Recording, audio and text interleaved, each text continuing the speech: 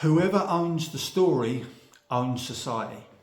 And when you can understand truthfully that how does the society, the country you live within, how does it function? It functions on a sort of baseline story, a belief that has been given to you that this is how things work, this is how things are, these are laws, these are this. It's fundamentally a story, yeah? Which when you break it down, your whole experience is that. Your whole experience is a storyline that you are playing out.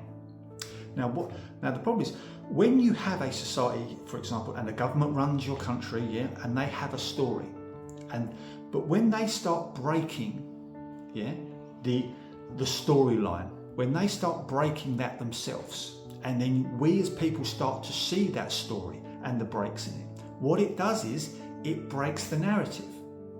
So when you have a government, for example, and they are telling you to live this way, to do this, to pay taxes, to to live within the laws and everything else. That's the storyline.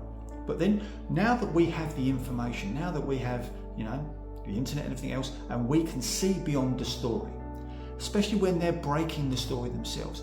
When they break the story themselves, they break the narrative. And when they break the narrative, they break the narrative for us as well, because then we see, well, hold a minute, this story doesn't line up anymore. This story doesn't make sense anymore. And that's fundamentally how a society breaks down. When you have the people that have been given the sort of responsibility to govern the story that society lives in, when they break the fundamentals of that story themselves, and we can witness that, the whole storyline crumbles. And that's, if you like, all that's really happening right now is every country has a baseline story. And all the people in that country are seeing that narrative crumble. That story itself, that belief system, fragment, break down. Why? Because we are seeing the people that are governing that story break that story themselves. So the reason why it's 100% the government's, sort of like responsibility of this breakdown is because of that.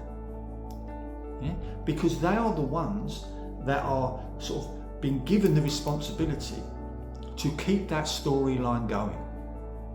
Yeah? To keep everybody in that storyline. Yeah? But when they break that storyline, they shatter the illusion of that story. Therefore, everyone within that was in that storyline steps out of that storyline and goes, hold on a minute.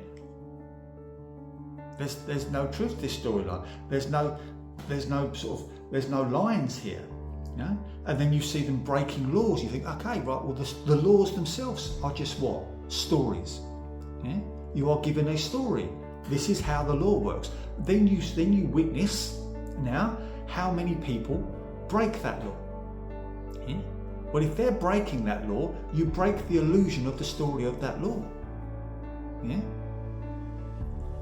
And when you actually look at this is how societies work, and this is how experience works, and this is how your life works. Your life is just a storyline. That's all it is. Societies are just based on storylines.